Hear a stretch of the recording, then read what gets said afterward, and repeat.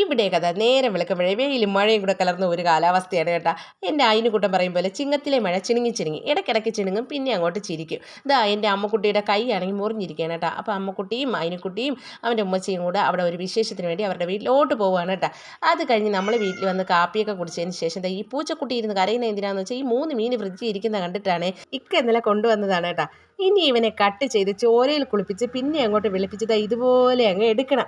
ഇനി കുറച്ച് പേരെ അങ്ങോട്ട് തേക്കാം. അങ്ങനെ തേപ്പും കഴിഞ്ഞു. അപ്പം ഞാൻ വിചാരിച്ചു പച്ചക്കറിയൊക്കെ കിടക്കുന്നെങ്കിൽ കുറച്ച് കീര വാങ്ങിയാൽ കീരത്തോരൻ വെച്ച് ചൂരമീൻ്റെ കൂടെ കഴിക്കാൻ എനിക്ക് ഇഷ്ടമാണ്. അങ്ങനെ ഇക്കായെ പറഞ്ഞു വിട്ടതാ. പോകുന്ന വഴിക്ക് വാപ്പാരോടെ കുറേ നേരം വർത്തമാനം പറഞ്ഞു നിന്നിട്ട് പോയിട്ട് വന്നപ്പോഴത്തേക്കും കീരയെല്ലാം തീർന്നിട്ട് മരച്ചീനിയായിട്ട് വന്നു. മരച്ചീനി താഴെ അരിയാൻ കൊണ്ട് കൊടുക്കാൻ ചെന്നപ്പോൾ അവിടെ ഉമ്മ എന്തൊക്കെയോ പാണ്ടക്കെട്ടുകൾ മാരിക്കൊണ്ട് നടക്കുന്ന കേട്ടോ. പിന്നെ അരിഞ്ഞ് തരാൻ പറഞ്ഞ് അവിടെ വെച്ചിട്ട് ഞാനിങ്ങ് മേളിൽ വന്നു.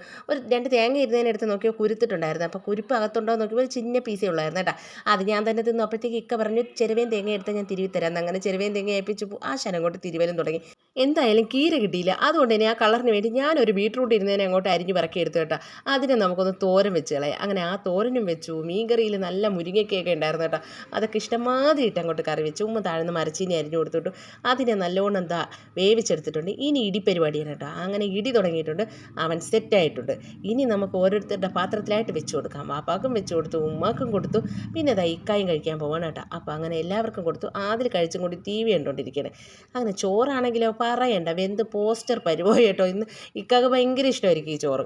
വീഡിയോയിൽ നോക്കി ഒന്നിച്ചിരിക്കുമോ എന്നും പറഞ്ഞ് ഞാൻ ഫോണുമായിട്ട് അവിടെ വന്ന് നിന്നതാണ് കേട്ടോ. പക്ഷേ ഒരു മാറ്റമില്ല, സ്ഥായിയായ ഭാവം തന്നെ. ഇനി ഞാൻ മാത്രമേ ഫുഡ് കഴിക്കാനുള്ളൂ കേട്ടോ. പാത്രം വാരി നിരത്തുന്ന കാര്യത്തിൽ ഞാനൊരു പിശിക്കാണ്. അതുകൊണ്ട് തന്നെ കുക്കറിലിട്ട് ഞാൻ അങ്ങോട്ട് കഴിച്ചു. അപ്പോൾ ഇത്രയേ ഉള്ളൂ.